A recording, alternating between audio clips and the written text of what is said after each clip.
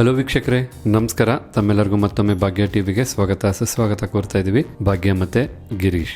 ಸ್ನೇಹಿತರೆ, ಇವತ್ತಿನ ಈ ವಿಡಿಯೋದಲ್ಲಿ ಕೆಲವು ಇಂಗ್ರೀಡಿಯೆಂಟ್ಸ್ನ ಉಪಯೋಗಿಸಿ ಬಹಳ ಸುಲಭವಾಗಿ ಅವಲಕ್ಕಿ ಲಾಡು ಅಥವಾ ಅವಲಕ್ಕಿ ಲಡ್ಡುನ ಯಾವ ರೀತಿ ಮಾಡೋದು ಅಂತ ತಿಳಿಸ್ಕೊಡ್ತಾ ಇದ್ದೀವಿ. ಅವಲಕ್ಕಿಯಿಂದ ಯಾವುದೇ ಪದಾರ್ಥ ಮಾಡಿದ್ರೂ ಬಹಳ ಚೆನ್ನಾಗಿರುತ್ತೆ. ಅದನ್ನು ನೀವು ದೇವರ ನೈವೇದ್ಯಕ್ಕೂ ವಿಶೇಷ ದಿನಗಳಲ್ಲಿ ಅರ್ಪಿಸ್ಬೋದು ಅಥವಾ ಮಕ್ಕಳಿಗೆ ಸ್ನ್ಯಾಕ್ಸ್ ರೀತಿಯಲ್ಲೂ ಮಾಡಿಕೊಡ್ಬೋದು.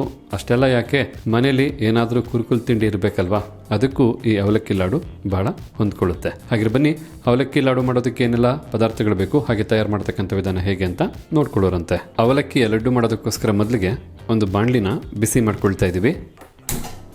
ನಂತರ ಬಿಸಿಯಾದಂಥ ಬಾಣಲಿಗೆ ಅರ್ಧ ಕಪ್ಪಷ್ಟು ಕಡಲೆಕಾಯಿ ಬೀಜನ ಹಾಕಿ 7ರಿಂದ 8 ನಿಮಿಷ ಲೋ ಅಥವಾ ಮೀಡಿಯಂ ಫ್ಲೇಮಲ್ಲಿ ಕಡಲೆಕಾಯಿ ಬೀಜನ ಬಹಳ ಚೆನ್ನಾಗಿ ಕ್ರಿಸ್ಪಿ ಆಗೋವರೆಗೂ ಹುರ್ಕೋಬೇಕಾಗತ್ತೆ.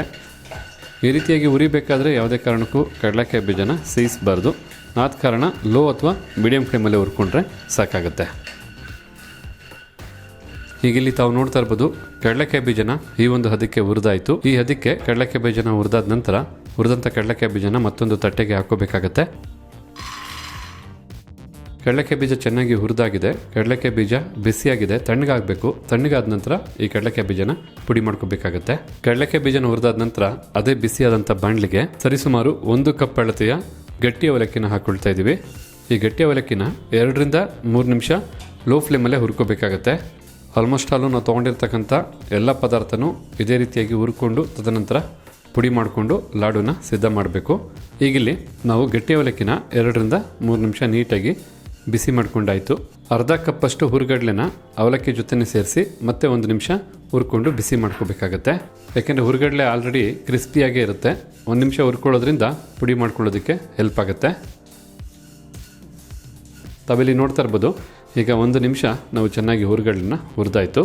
ಬಹಳ ಚೆನ್ನಾಗಿ ಹುರಿದಿರ್ತಕ್ಕಂಥ ಗಟ್ಟಿ ಅವಲಕ್ಕಿ ಮತ್ತು ಹುರುಗಡ್ಲೆ ಎರಡೂ ತಣ್ಣಗಾಗಬೇಕು. ಇವೆರಡು ಪದಾರ್ಥನೂ ತಣ್ಣಗಾಗ್ತಕ್ಕಂಥ ಸಮಯದಲ್ಲಿ ಅವಲಕ್ಕಿ ಲಡ್ಡು ಮಾಡೋದಕ್ಕೆ ಬೇಕಾದಂಥ ಸಿಹಿಗೋಸ್ಕರ ಬೆಲ್ಲನ ಕರಗಿಸ್ಕೋಬೇಕಾಗತ್ತೆ. ಅದಕ್ಕೋಸ್ಕರ ಸ್ಟವ್ ಮೇಲೆ ಒಂದು ಪಾತ್ರೆ ಇಟ್ಟು ಪಾತ್ರೆಗೆ 1 ಕಪ್ ಅಳತೆಯ ಬೆಲ್ಲನ ಹಾಕ್ಕೊಳ್ತಾ ಇದ್ದೀವಿ. ಮುದ್ದೆ ಬೆಲ್ಲ ಅಥವಾ ಅಚ್ಚ ಬೆಲ್ಲ ಯಾವ್ದು ಬೇಕಾದ್ರೂ ಹಾಕ್ಕೋಬೋದು. ಅದೇ ರೀತಿಯಾಗಿ ಬೆಲ್ಲ ಕರಗೋದಕ್ಕೋಸ್ಕರ ಅರ್ಧ ಕಪ್ ಅಳತೆಯ ನೀರನ್ನು ಹಾಕ್ಕೊಳ್ತಾ ಇದ್ದೀವಿ. ಒಂದು 100ರಿಂದ 150 ml ನೀರನ್ನ ಹಾಕ್ಕೋಬೋದು. ಈಗ ಬೆಲ್ಲನ ಕರಗಿಸ್ಕೋಬೇಕಾಗತ್ತೆ. ಬೆಲ್ಲನ 5ರಿಂದ 6 ನಿಮಿಷ ಮೀಡಿಯಂ ಫ್ಲೇಮಲ್ಲೇ ಕರಗಿಸ್ಕೊಂಡ್ರೆ ಸಾಕಾಗತ್ತೆ. ಬೆಲ್ಲದ ಪಾಕ ತೆಗಿಬೇಕು ಅಂತೇನಿಲ್ಲ, ಜಸ್ಟು ನೀರು ಹಾಕಿರೋದ್ರಿಂದ ಒಮ್ಮೆ ನೀಟಾಗಿ ಮಿಕ್ಸ್ ಮಾಡಿ ಬೆಲ್ಲನ ಕರಗಿಸ್ಕೊಂಡ್ರೆ ಸಾಕು. ಹೀಗಿಲ್ಲಿ ತಾವು ನೋಡ್ತಾ ಇರ್ಬೋದು, ಒಂದು 5ರಿಂದ 6 ನಿಮಿಷ ಚೆನ್ನಾಗಿ ಬಿಸಿ ಮಾಡಿದ ನಂತರ ಬೆಲ್ಲ ಈ ಒಂದು ಹದಕ್ಕೆ ಕರಗಿದೆ. ಈಗ ಫ್ಲೇಮನ್ನು ಆಫ್ ಮಾಡ್ಕೊಳ್ಳೋಣ. ಬೆಲ್ಲನ ಕರಗಿಸಿದಂಥ ಈ ಸಮಯದಲ್ಲಿ ಹುರಿದು ಬಿಸಿ ಇದ್ದಂತಹ ಹುರುಗಡ್ಲೆ ಮತ್ತು ಅವಲಕ್ಕಿ ಸಹ ತಣ್ಣಗಾಗಿದೆ. ಈಗ ಅದೇ ಬಾಣಲಿಗೆ ಹುರಿದಂಥ ಕಡಲೆಕಾಯಿ ಬೀಜನೂ ಹಾಕ್ಕೊಂಡು ಈ 3 ಪದಾರ್ಥನೂ ಮಿಕ್ಸಿ ಜಾರ್ಗೆ ಹಾಕಿ ನುಣ್ಣಿಗೆ ಪುಡಿ ಮಾಡ್ಕೋಬೇಕಾಗತ್ತೆ.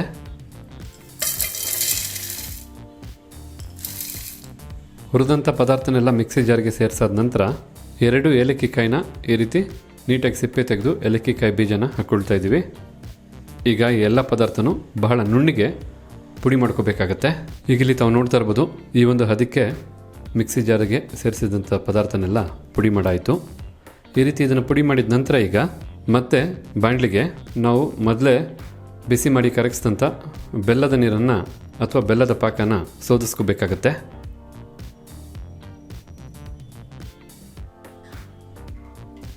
ಯಾವುದೇ ರೆಸಿಪಿ ಮಾಡಬೇಕಾದ್ರೆ ಬೆಲ್ಲನ ಪಾಕ ಮಾಡಿಕೊಂಡ್ರೂ ಸರಿ ಅಥವಾ ಬೆಲ್ಲನ ಕರಗಿಸಿ ಈ ರೀತಿ ಬೆಲ್ಲದ ನೀರು ಸಿದ್ಧ ಮಾಡಿಕೊಂಡ್ರೂ ಸರಿ, ಶೋಧಿಸೋದನ್ನು ಮರಿಬೇಡಿ. ಈಗ ಮತ್ತೆ ಈ ಪಾಕನ 3ರಿಂದ 4 ನಿಮಿಷ ಮೀಡಿಯಂ ಫ್ಲೇಮಲ್ಲಿ ಕುದಿಸ್ಕೊಳ್ತಾ ಇದ್ದೀವಿ. ಬೆಲ್ಲದ ಪಾಕನ ಮತ್ತೆ ನಾವು ಬಿಸಿ ಮಾಡಿ ಕುದಿಸ್ಕೋಬೇಕಾದ್ರೆ ಈ ರೀತಿ ಮಿಕ್ಸ್ ಮಾಡ್ತಾ ಬಿಸಿ ಮಾಡ್ಕೋಬೇಕಾಗತ್ತೆ.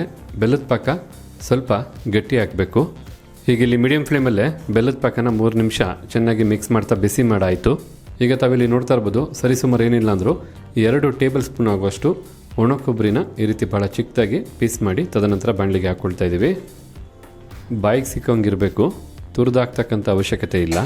ಚೆನ್ನಾಗಿ ಹುರಿದು ತಣ್ಣಗಾದ ನಂತರ ಏನು ಮಿಕ್ಸಿ ಜಾರಲ್ಲಿ ಪುಡಿ ಮಾಡಿದ್ವಲ್ಲ, ಆ ಪುಡಿನೂ ಸಹ ಹಾಕಬೇಕಾಗತ್ತೆ. ಈಗ ಈ ರೀತಿಯಾಗಿ ಹುರುಗಡ್ಲೆ ಮತ್ತು ಅವಲಕ್ಕಿ ಪುಡಿನೂ ಸಹ ಸೇರಿಸಾದ ನಂತರ ಚೆನ್ನಾಗಿ ಮಿಕ್ಸ್ ಮಾಡ್ಕೋಬೇಕು. ಬೆಲ್ಲದ ಪಾಕದ ಜೊತೆ ಯಾವುದೇ ಗಂಟು ಇಲ್ಲದಾಗೆ ನೀಟಾಗಿ ಬೆರಿಬೇಕು. ಆದ ಕಾರಣ ಈ ರೀತಿ ತಿರುವುತಾನೆ ನೀವು ಚೆನ್ನಾಗಿ ಮಿಕ್ಸ್ ಮಾಡ್ಕೋಬೇಕಾಗತ್ತೆ. ಬೆಲ್ಲದ ಪಾಕನ ಮತ್ತೆ ಬಿಸಿ ಮಾಡಬೇಕಾದ್ರೇನೋ ನಾವು ಫ್ಲೇಮನ್ನ ಮೀಡಿಯಮ್ಗೆ ಇಟ್ಕೊಂಡಿದ್ವಿ. ಈಗ ಈ ಪುಡಿನ ಸೇರಿಸಿ ಬೆಲ್ಲದ ಪಾಕದ ಜೊತೆ ಮಿಕ್ಸ್ ಮಾಡಬೇಕಾದ್ರೆ ನಾವು ಫ್ಲೇಮನ್ನು ಲೋಗೆ ಇಟ್ಕೊಂಡಿದ್ದೀವಿ. ಲೋ ಫ್ಲೇಮಲ್ಲಿ ಈ ರೀತಿ ಮಿಕ್ಸ್ ಮಾಡ್ಕೋಬೇಕಾಗತ್ತೆ. ಈಗ ಇಲ್ಲಿ ತಾವು ನೋಡ್ತಾ ಇರ್ಬೋದು, ಬೆಲ್ಲದ ಪಾಕದ ಜೊತೆ ಪುಡಿ ಮಾಡಿದಂಥ ಹಿಟ್ಟನ್ನು ಸೇರಿಸಾದ ನಂತರ ಇಲ್ಲಿ ಚೆನ್ನಾಗಿ ಬೆರೆತಿದೆ. ಈ ಒಂದು ಹದಕ್ಕೆ ಸಿದ್ಧವಾಗಿದೆ. ಇದಿನ್ನೂ ಸ್ವಲ್ಪ ಗಟ್ಟಿ ಆಗಬೇಕು, ಯಾಕೆಂದರೆ ನಮಗೆ ಲಾಡು ಮಾಡೋದಕ್ಕೆ ಬೇಕಾದಂತಹ ಕನ್ಸಿಸ್ಟೆನ್ಸಿಗೆ ಇದು ಸಿದ್ಧವಾಗಬೇಕು. ಆದ ಕಾರಣ ಸ್ವಲ್ಪ ಹೊತ್ತು ಈ ರೀತಿ ಬಿಸಿ ಮಾಡ್ತಾನೆ ಚೆನ್ನಾಗಿ ಮಿಕ್ಸ್ ಮಾಡ್ತಾ ಹದ ಬರೋವರೆಗೂ ನಾವು ರೆಡಿ ಮಾಡ್ಕೋಬೇಕಾಗತ್ತೆ. ಈಗ ಇಲ್ಲಿ ತಾವು ನೋಡ್ತಾ ಇರ್ಬೋದು, ಸ್ವಲ್ಪ ಹೊತ್ತು ಬಿಸಿ ಮಾಡ್ಕೊಂಡಿದ ನಂತರ ಈ ಒಂದು ಹದಕ್ಕೆ ಸಿದ್ಧವಾಗಿದೆ. ಉಂಡೆ ಕಟ್ಟೋದಕ್ಕೆ ಬೇಕಾದಂಥ ಹದ ಇದು. ಬಿಸಿ ಇರೋದ್ರಿಂದ ಸ್ವಲ್ಪ ತಣ್ಣಗಾಗಬೇಕು. ತಣ್ಣಗಾದರೆ ಇನ್ನೂ ಸ್ವಲ್ಪ ಗಟ್ಟಿಯಾಗುತ್ತೆ. ಆಗ ಲಾಡು ಕಟ್ಟೋದಕ್ಕೆ ಅಥವಾ ಲಾಡು ಮಾಡ್ಕೊಳ್ಳೋದಕ್ಕೆ ಬೇಕಾದಂಥ ಹದ ಮತ್ತಷ್ಟು ಸಿದ್ಧವಾಗುತ್ತೆ. ತಣ್ಣಗಾಗಲಿ, ತದನಂತರ ಲಾಡುನ ಕಟ್ಕೊಳ್ಳೋಣ. ಈಗ ಇಲ್ಲಿ ಬಿಸಿ ಇದ್ದಂಥ ಪದಾರ್ಥ ಕಂಪ್ಲೀಟ್ ಆಗಿ ತಣ್ಣಗಾಗಿದೆ. ಈ ಸಮಯದಲ್ಲಿ ಕೈಗೆ ಸ್ವಲ್ಪ ತುಪ್ಪನ ಸವರ್ಕೊಂಡು ತದನಂತರ ಲಾಡು ಯಾವೊಂದು ಹದಕ್ಕೆ ಬೇಕೋ ಅದಕ್ಕೆ ಆ ಸೈಜ್ಗೆ ಕಟ್ಕೋಬೇಕಾಗತ್ತೆ. ತೀರಾ ದಪ್ಪಕ್ಕೂ ಬೇಡ, ಹಾಗೆ ಚಿಕ್ಕದಾಗೂ ಬೇಡ, ಮೀಡಿಯಂ ಅಳತೆನಲ್ಲಿ ಈ ರೀತಿ ಲಾಡು ಕಟ್ಕೊಂಡ್ರೆ ಸಾಕಾಗತ್ತೆ. ಕಂಪ್ಲೀಟಾಗಿ ಉಂಡೆ ಕಟ್ಟಿದ ನಂತರ ತಾವಿಲ್ಲಿ ನೋಡ್ತಾ ಇರ್ಬೋದು, ಬಹಳ ಸೊಗಸಾಗಿ ಸಿದ್ಧವಾಗಿದೆ. ಈ ರೀತಿ ಲಾಡು ಮಾಡಬೇಕಾದ್ರೆ ಪಾಕ ಎರಡನೇ ಟೈಮ್ ಏನು ಬಿಸಿ ಮಾಡ್ಕೊಳ್ತೀವಲ್ಲ, ಉಗುರು ಬೆಚ್ಚಗಾದ ನಂತರ ಹಾಕ್ಕೋಬೇಕಾಗತ್ತೆ. ಇಲ್ಲಾಂದರೆ ನಿಮಗೆ ಗಟ್ಟಿ ಆಗಿಬಿಡುತ್ತೆ. ಆ ರೀತಿ ಗಟ್ಟಿ ಆದರೂ ಸಹ ಸ್ವಲ್ಪ ಬಿಸಿನೀರನ್ನು ಬಿಸಿ ಮಾಡಿ ಸೇರಿಸಿ ತದನಂತರ ಈ ಹದಕ್ಕೆ ಲಾಡುಗಳನ್ನ ಮಾಡ್ಕೋಬೋದು. ಈ ಅವಲಕ್ಕಿ ಲಾಡು ವಿಶೇಷ ಏನು ಅಂದರೆ, ಒಂದು ತಿಂತಾ ಇದ್ದರೆ ಇನ್ನೊಂದು ತಿನ್ನಬೇಕು ಅಂತ ಆಸೆ ಆಗುತ್ತೆ. ನೋಡ್ತಾ ಇರಬೇಕು, ತಿಂತಾ ಇರಬೇಕು ಅಂತಕ್ಕಂಥ ರುಚಿ ಈ ಅವಲಕ್ಕಿ ಲಾಡುವಿನ ವಿಶೇಷ ಅಂತ ಹೇಳ್ಬೋದು. ಹಾಗಿದ್ರೆ ನೋಡ್ಕೊಂಡ್ರಲ್ಲ ಯಾವ ರೀತಿಯಾಗಿ ಅವಲಕ್ಕಿ ಲಾಡುನ ಸಿದ್ಧ ಮಾಡ್ಬೋದು ಅಂತ. ಖಂಡಿತ ಇವತ್ತು ನಾವು ಮಾಡಿ ತಿಳಿಸಿದಂಥ ಈ ಲಾಡು ತುಂಬ ಸುಲಭವಾಗಿ ತಯಾರು ಮಾಡ್ಬೋದಾದಂಥ ಸಿಹಿ ಪದಾರ್ಥ ಅಂತ ಹೇಳ್ಬೋದು. ಹಾಗೆ ಒಂದು ಆರೋಗ್ಯಕರವಾದಂಥ ಸಿಹಿ ಪದಾರ್ಥ ಅಂತ ಹೇಳ್ಬೋದು. ಮಕ್ಕಳಿಗೆ ಅದು ಇದು ಜಂಕ್ ಫುಡ್ ಕೊಡೋದಕ್ಕಿಂತ ಈ ರೀತಿಯಾದಂಥ ನಿಮ್ಮ ಕೈಯಲ್ಲೇ ಪ್ರೀತಿಯಿಂದ ತಯಾರು ಮಾಡಿದಂಥ ತಿಂಡಿ ತಿನಿಸನ್ನು ಕೊಟ್ಟಾಗ ಅದರಲ್ಲಾಗೋ ಆನಂದನೇ ಬೇರೆ. ನೀವೇನು ಹೇಳ್ತೀರಾ? ಹಾಗೆ ಇವತ್ತು ನಾವು ಮಾಡಿ ತಿಳಿಸಿದಂಥ ಈ ಅವಲಕ್ಕಿ ಲಾಡು ತಮಗೆಲ್ಲರಿಗೂ ಇಷ್ಟ ಆಗಿದೆ ಅಂತ ತಿಳ್ಕೊಂಡಿದ್ದೀನಿ. ಇಷ್ಟ ಆಗಿದ್ರೆ ವಿಡಿಯೋಗೊಂದು ಲೈಕ್ ಮಾಡಿ, ಜೊತೆಗೆ ತಮ್ಮ ಅನಿಸಿಕೆ ಅಭಿಪ್ರಾಯ ಏನಿದೆ ಅನ್ನೋದನ್ನು ಕಮೆಂಟ್ ಬಾಕ್ಸಲ್ಲಿ ಕಮೆಂಟ್ ಮಾಡೋದನ್ನು ಮರಿಬೇಡಿ. ಇದೆಲ್ಲದಕ್ಕಿಂತ ಹೆಚ್ಚಾಗಿ ಈ ವಿಡಿಯೋನ ಮತ್ತೊಬ್ಬರಿಗೂ ಹೆಲ್ಪ್ ಆಗೋ ಹಾಗೆ ಶೇರ್ ಮಾಡೋದನ್ನು ಮರಿಬೇಡಿ ಅಂತ ಹೇಳ್ತಾ ತಮಗೆಲ್ಲರಿಗೂ ಧನ್ಯವಾದನ ತಿಳಿಸ್ತಾ ಇದ್ದೀವಿ. ಭಾಗ್ಯ ಮತ್ತು ಗಿರೀಶ್. ಮತ್ತೊಂದು ಹೊಸ ವಿಡಿಯೋದಲ್ಲಿ ಹೊಸ ರೆಸಿಪಿ ಜೊತೆ ತಮ್ಮನ್ನು ಭೇಟಿ ಮಾಡ್ತೀವಿ. ಅಲ್ಲಿವರೆಗೂ ನಮಸ್ಕಾರ ವೀಕ್ಷಕರೇ.